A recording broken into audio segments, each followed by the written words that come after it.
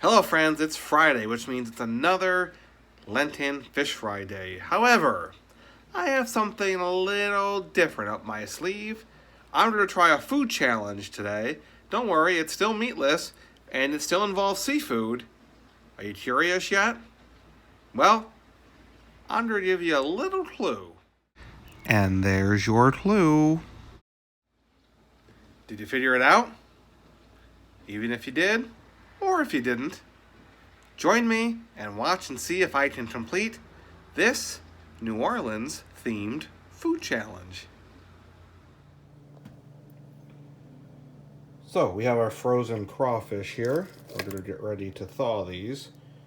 They look pretty good. That one's a pretty decent size. They come in different sizes. This one's a lot smaller. I probably can eat more than I put in here, but I don't want to overdo it. Again, here's another real small one. Hello, how are you? A little bit bigger guy, some big pinchers at the end. Another decent sized one here. So, as you see, they run the gamut. I'm pretty sure I can eat more than what I have put in here, and that's fine. If I'm still hungry, I can add more. That's not a problem. What we're going to do here, we're going to let this thaw. The recipe I have calls for them to be thawed out. So this will take maybe about half hour, 45 minutes, maybe even upwards to an hour.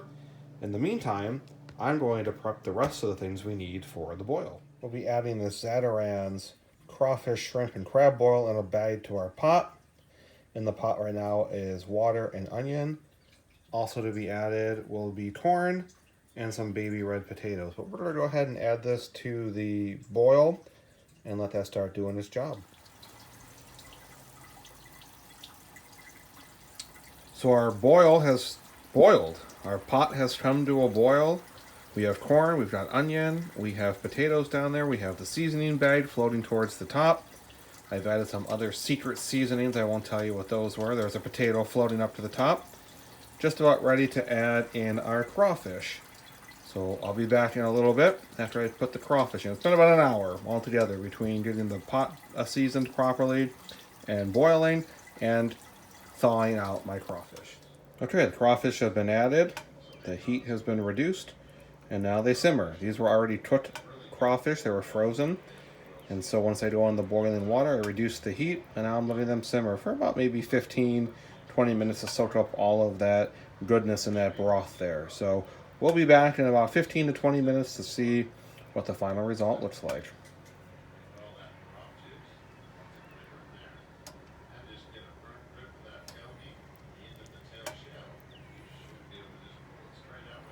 Steaming up the camera.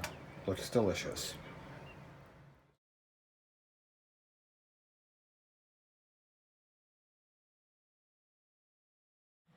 And there it is, my friends. There it is. My crawfish boil. Corn, crawfish, potatoes, seasoning.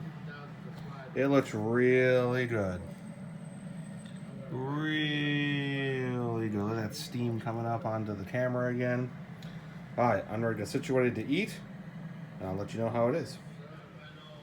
Alright, we've got it all set. We have our crawfish cooked, ready to go. So all that's left at this point is to go ahead and eat. So I'm going to eat. Got plenty of napkins. Should have bought a bib, but I think I'll be alright. Plenty of napkins, and let's see how it goes.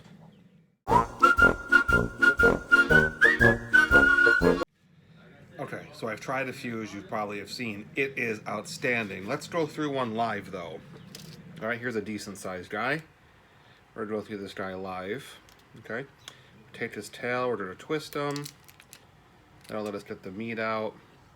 In the head part is all the juices, so you slowly suck that right out.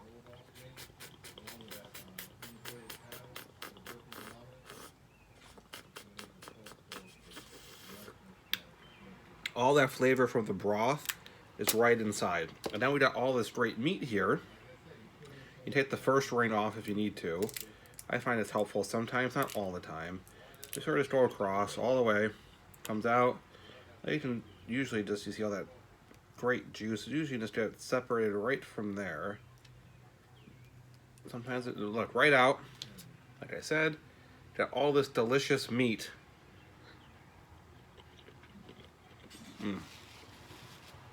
Outstanding.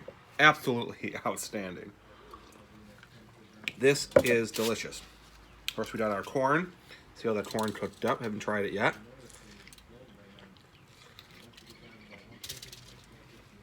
Perfect. And we have these little baby potatoes. I have a fork for these, but perfect. All right. I'm ready to get back to eating. Let's see if I can finish this seafood boil.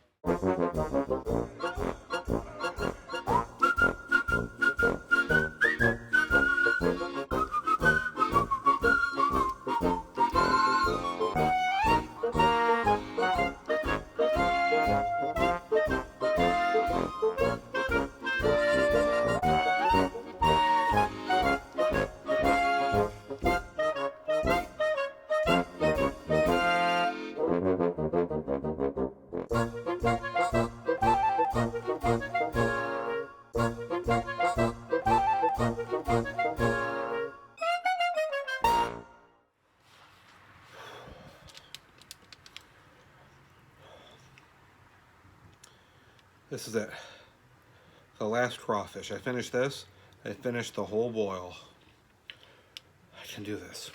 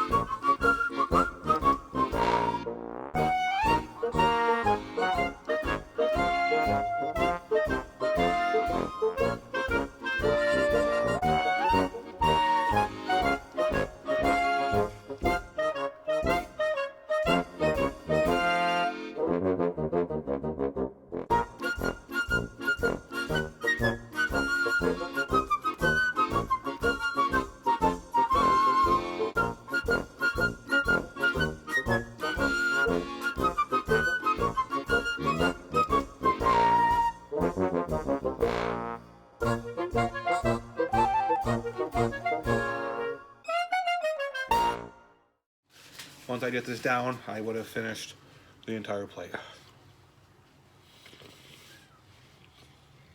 I'm not going to show you the inside. You don't want to see that. I lied. I guess I'll show you a little bit. Nothing left. That is complete. Oh, I don't want to move too fast, though. We didn't. Let me show you the damage here. I'll give you a shot. Let's take a look. All right, so there it is. Done. I ate about a pound and a half or so of crawfish, 5 full-size corn on the top, and I believe it was 8 or 10 baby red skin potatoes. This challenge, I would say, was complete. It was tasty. It was amazing. I would definitely make it again. And boy, am I full. Yeah, I'm going to sit down for a second. Delicious. All right, so what did I think? Leota, how was it? Did we like it? Was it good? She didn't have any. She probably wanted some. It was delicious. It was outstanding. I'm so glad I decided to do this. I came up with this idea a few weeks ago, and I saved it for today. It was outstanding. The crawfish was sweet. It was succulent. It was well seasoned. It was spicy. You might have saw me wiping my nose a few times. I wouldn't say it was hot. It was just seasoned with spice.